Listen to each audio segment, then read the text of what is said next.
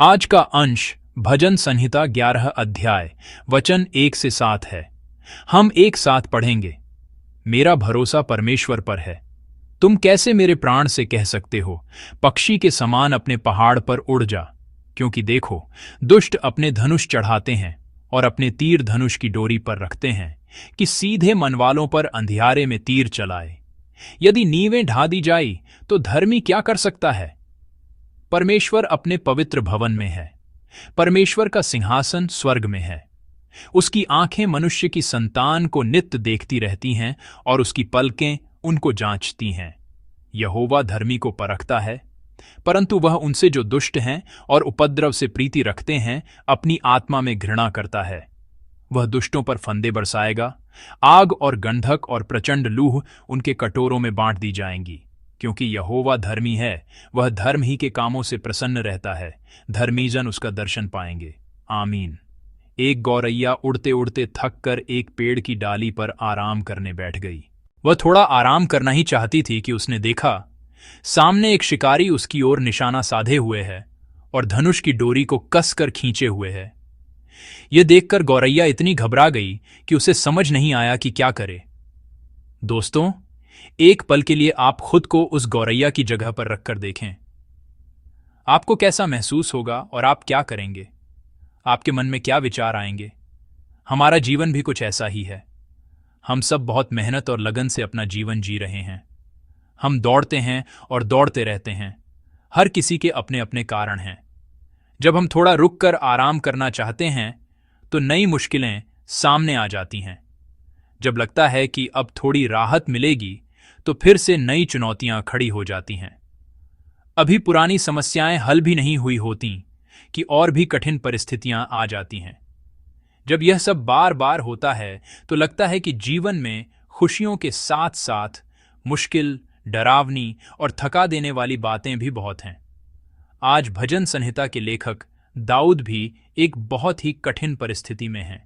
उन्होंने यह भजन एक बहुत ही मुश्किल समय में लिखा। हालांकि हम इसके लिखे जाने की सटीक वजह नहीं जानते, लेकिन इस भजन के शब्दों को देखकर ऐसा लगता है कि यह उस समय की बात है जब शाऊल दाऊद को मारने के लिए उसका पीछा कर रहा था। उस समय दाऊद की स्थिति ठीक वैसी ही थी जैसी मैंने अभी उस गौरैया की बताई।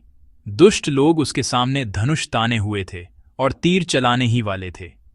ऐसी स्थिति में दाऊद के आसपास के लोग, उसके करीबी, उससे कह रहे थे, केवल परमेश्वर पर भरोसा करके मत बैठे रहो, बल्कि दुश्मन के इस खतरे से बचने के लिए जल्दी से किसी पहाड़ पर भाग जाओ। यह पहाड़ एक ऐसी जगह है जहां लोग युद्ध जैसी स्थितियों में अक्सर छिपते या शरण लेते हैं। यह मानवीय शरण स्थान का प्रतीक है। वे कह रहे थे कि अभी दुष्ट लोग धनुष ताने हुए हैं, अंधेरे में तीर चलाने वाले हैं और नींवें ढाई जा रही हैं।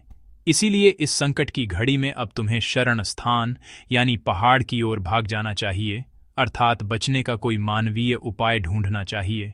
लेकिन दाऊद ने इस कठिन, मुश्किल और डगमगाती हुई स्थिति के बीच संकट में परमेश्वर की शरण ली। उसने परिस्थितियों पर नहीं, बल्कि परमेश्वर पर अपनी दृष्टि लगाई। लोगों ने उसे आंखों से दिखने वाले शरण स्थान के बारे में बताया, लेकिन दाऊद ने उन परिस्थितियों से भी महान परमेश्वर को अपना शरण स्थान बनाया। आइए हम सब मिलकर एक पद को फिर से देखें। मेरा भरोसा परमेश्वर पर है। तुम कैसे मेरे प्राण से कह सकते हो, पक्षी के समान अपने पहाड़ पर उड़ जा। आमीन। इसके विपरीत दाऊद ने यह घोषणा की कि कठिनाइयों के बीच भागना नहीं चाहिए, बल्कि यहोवा पर विश्वास करके दृढ़ता से लड़ना और जीतना चाहिए और परमेश्वर के सामने जाना चाहिए। यह विश्वास की शिक्षा थी जिसे उसने घोषित किया। जब लोगों ने उसे वास्तविकता का सामना करने और इंसानी तरीकों से बचने की सलाह दी तो उसने विश्वास के साथ घोषणा की, नहीं, मैं तो यहोवा की शरण लूंगा। हमें परमेश्वर की शरण लेनी चाहिए। हम दाऊद के जीवन के बारे में जानते हैं। जैसा कि हम जानते हैं, उसका जीवन शुरू से अंत तक कठिनाइयों और संघर्षों से भरा था। दाऊद वास्तव में इज़राइल में एक साधारण चरवाहा था, और अगर हम सोचें तो दाऊद अपनी ताकत और हैसियत से कभी राजा नहीं बन सकता था, और वह राजा शाऊल के हमलों को भी नहीं रोक सकता था। लेकिन दाऊद ने अपने जीवन के अनुभवों से यह सीखा कि परमेश्वर ही उसका शरण स्थान है। दाऊद यह समझ गया था कि यदि वह केवल परमेश्वर पर भरोसा करे तो परमेश्वर उसे हर संकट से बचाएगा और अपने उद्देश्यों के लिए उसका इस्तेमाल करेगा। दोस्तों, आपको कैसा लगता है दाऊद के विश्वास की यह घोषणा? मैंने यहोवा की शरण ली है। मैं बहुत मुश्किल में हूं, पीड़ित हूं और दर्द में हूं, लेकिन मैंने यहोवा की शरण ली है। क्या यह घोषणा आपके दिल को छूती है? मैं प्रार्थना करता हूं कि यह घोषणा हमारी भी घोषणा बने। लेकिन दोस्तों, जब हम इस दुनिया के बारे में सोचते हैं जिसमें हम जी रहे हैं, तो यहोवा की शरण लेना कितना मुश्किल है। पहाड़ पर भाग जाओ की आवाजें बहुत सुनाई देती हैं। मुश्किलों के सामने कुछ लोग उंगली उठाते हुए कहते हैं, तुम इतने लाचार होकर क्या कर रहे हो? हमारे आसपास ऐसी बहुत सी आवाजें हैं जो कहती हैं, परमेश्वर के पास मत जाओ, पहाड़ पर जाओ। तुम्हारे सामने कोई धनुष ताने तीर चलाने वाला है और तुम वहीं क्यों खड़े हो? ठीक है, तो फिर वहीं खड़े रहकर तीर खाकर मर जाओ। ऐसी उपेक्षा भरी आवाजें भी बहुत हैं। कुछ लोग हमें दयनीय नजरों से देखते हुए कठोर बातें भी कहते हैं। कुछ लोग कहते हैं, जब नींवें हिल रही हैं और ढहने वाली हैं तो तुम वहां क्या कर रहे हो? नींवों का हिलना इस बात का प्रतीक है कि कानून और न्याय सही ढंग से स्थापित नहीं है और दुष्ट लोग प्रबल हो रहे हैं। वे कहते हैं कि ऐसी स्थिति में धर्मी को भागकर छिप जाना ही एकमात्र रास्ता है। जब आप ऐसी बातें सुनते हैं तो आपको कैसा लगता है? हमारे अंदर कई तरह की भावनाएं और विचार उमड़ने लगते हैं। हम जानते हैं कि संकट के समय हमें पूरी तरह से परमेश्वर पर भरोसा करना चाहिए।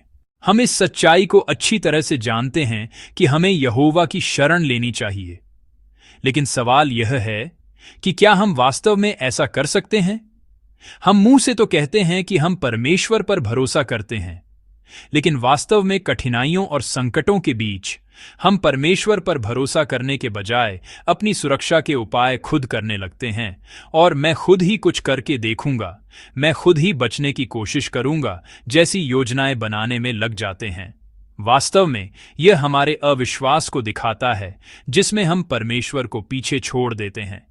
मैं प्रार्थना करता हूं कि कठिनाइयों और संकटों के सामने दाऊद के विश्वास की यह घोषणा, मैंने यहोवा की शरण ली है, मैंने यहोवा की शरण ली है, हमारी भी घोषणा बने।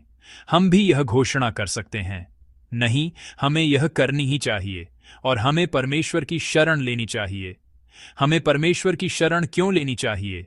इसका जवाब हमें पद 4 और 5 में मिलता है। परमेश्वर अपने पवित्र भवन में है, परमेश्वर का सिंहासन स्वर्ग में है। उसकी आंखें मनुष्य की संतान को नित्य देखती रहती हैं और उसकी पलकें उनको जांचती हैं। यहोवा धर्मी को परखता है, परंतु वह उनसे जो दुष्ट हैं और उपद्रव से प्रीति रखते हैं अपनी आत्मा में घृणा करता है। आमीन। परमेश्वर सब कुछ देख रहा है। परमेश्वर सब कुछ बहुत ध्यान से देख रहा है। परमेश्वर की आंखें सिर्फ हमें देखने पर ही नहीं रुकती, बल्कि वह हम पर ध्यान केंद्रित किए हुए है। यानी हम वे लोग हैं जिन पर परमेश्वर की खास नजर है। मनुष्य को परखने का मतलब है कि वह उन चीजों को भी देख रहा है जो सामान्य इंसान की आंखों से नहीं देखी जा सकती। गुप्त रूप से किए गए पाप और वे सभी परिस्थितियां जिनके बारे में हम सोचते हैं कि कोई नहीं जानेगा, उन सभी को परमेश्वर देख रहा है। परमेश्वर अपने सिंहासन पर बैठकर धर्मी और दुष्ट दोनों के कामों को देख रहा है। वह सब कुछ देखता है और अंत में वह हर बात का न्याय करेगा। और परखना शब्द का अर्थ है आग से धातु को शुद्ध करना या उसकी परीक्षा करना। यानी वह धर्मी लोगों को कठिनाइयों की आग से गुजारकर उनके विश्वास को और भी शुद्ध और मजबूत करते हैं। इसलिए परमेश्वर हम पर अपनी दृष्टि बनाए रखते हैं, हमें देखते हैं और हमारे सामने आने वाली कठिन परिस्थितियों के द्वारा यह प्रकट करते हैं कि हमारा विश्वास सच्चा है। वह हमारी गुप्त बातों को भी देखकर धर्मी और दुष्ट के बीच भेद करते हैं और धर्मियों की देखभाल करते हैं।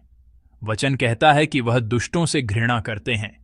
परमेश्वर का स्वभाव ऐसा ही है, इसलिए हमें परमेश्वर की शरण लेनी चाहिए।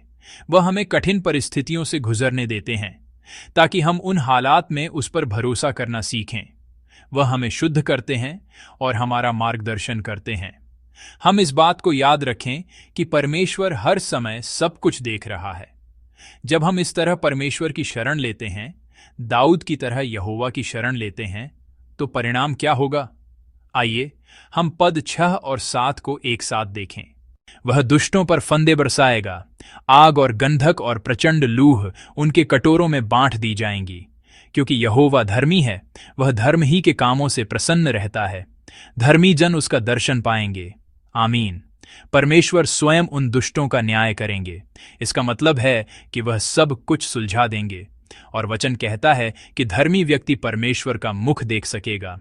अंततः परमेश्वर वादा करते हैं कि हमारे सामने आने वाली सभी कठिन, मुश्किल और मन को परेशान करने वाली समस्याओं को वह हल कर देंगे। उन्होंने वादा किया है कि वह सबका न्याय करेंगे। मुझे विश्वास है कि कठिन परिस्थितियों में हम हार कर, गिर कर और दर्द में पड़े रहने के बजाय यदि हम अपनी परिस्थितियों पर नहीं बल्कि परमेश्वर पर ध्यान लगाएं, उस पर भरोसा करें और उसकी शरण लें, तो परमेश्वर उस कठिन परिस्थिति को हमारे लिए जीत में बदल देंगे। कठिन परिस्थितियों में दाऊद ने विलाप नहीं किया। उसने उन लोगों का खंडन किया जो उसे व्यर्थ की सलाह दे रहे थे, और इसके बजाय उसने यहोवा की धार्मिकता और धर्मी को बचाने वाले परमेश्वर के बारे में घोषणा की। मैं कामना करता हूं कि दाऊद का यह विश्वास हमारा भी विश्वास बने। कठिनाइयों के सामने हमें यहोवा की शरण लेनी चाहिए। हमें किसी और बात के बारे में नहीं सोचना चाहिए। केवल परमेश्वर पर भरोसा करते हुए, परमेश्वर के और करीब जाते हुए, मैं आप सबको आशीष देता हूं कि आप अंत में परमेश्वर का मुख देखें।